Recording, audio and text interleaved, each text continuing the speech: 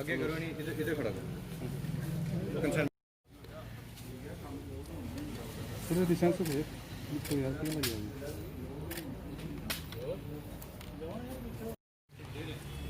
अजय अजय करने आई है ना photo.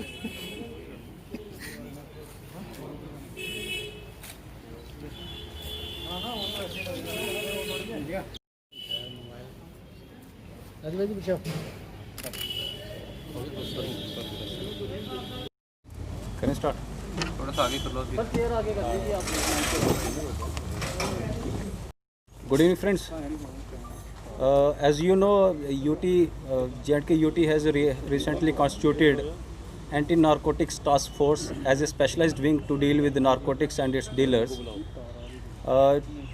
Today morning, we got an information that a truck carrying some narcotics contrabands is moving from Kashmir to Punjab. We laid a naka at Batra and intercepted the specific truck.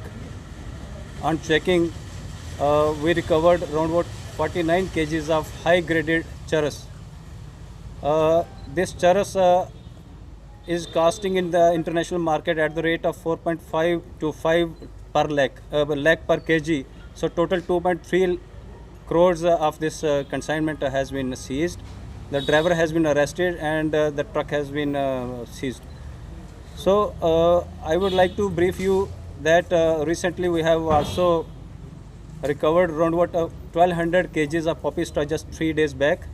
So ANTF has started working, and we assure that this team of anti-narcotic task force shall be taking these dealers to task in coming days.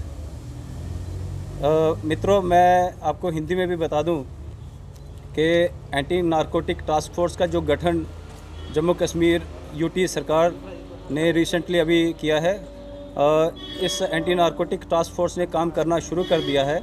आज सुबह हमें एक इत्तला मिली कि कोई truck जो है वो कश्मीर से पंजाब की तरफ, महाराष्ट्र की तरफ जा रहा है, और उसकी खोज के लिए हमने एक नाका जो है बत्रा के पास लगाया, और जब ट्रक को इंटरसेप्ट किया और उसकी जब चेकिंग की गई, उसमें से 49 किलो 49 केजीज चरस रिकवर की गई।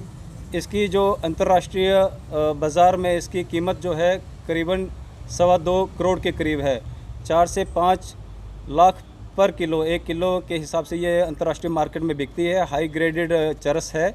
जो ड्राइवर है उसको गिरफ़्तार कर लिया गया है। ट्रक जो है हमारी सीज़र में है।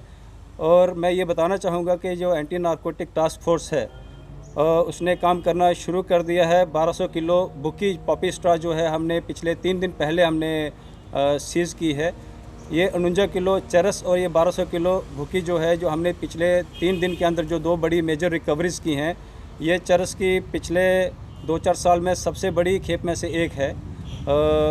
मैं मीडिया के माध्यम से सबको एश्योर करना चाहूँगा, आश्वस्त करना चाहूँगा कि एंटी नारकोटिक टास्क फोर्स जो है वो जी जान से जो हमारे तस्कर हैं और जो नारकोटिक्स के साथ डीलर हैं, चाहे वो इसकी खेती करते हैं, चाहे इसकी स्मगलिंग करते हैं, चाहे किसी भी तरह से इसको ट्रांसपोर्ट करते हैं या इसकी पैडलिंग करते हैं, उन लोगों को हम ढूंढ निकालेंगे, दर्द बोचेंगे और अब उनकी खैर नहीं।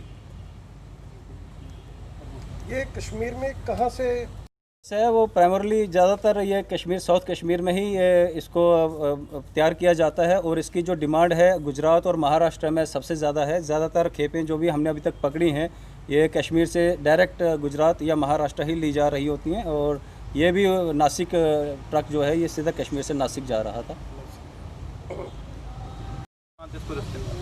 कहीं नाके में कोई चेकिंग नहीं। मैं आपको बता दूं कि अगर आप पास्ट रिकॉर्ड भी देखें, सिर्फ जम्मू में ही ये खेपें नहीं पकड़ी जा रही।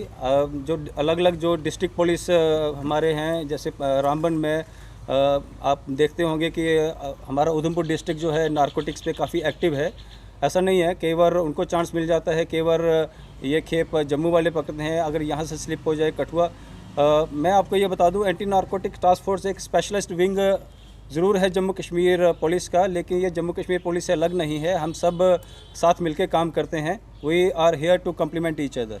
So time and again we have seen that these consignment are usually meant for transit from Kashmir Valley to Punjab, and in the recent past we have also seen that the terrorists based in Pakistan have also extended their support to Khalistani movement. Don't you feel that they are also adding fuel to it and this can be used for that purpose only?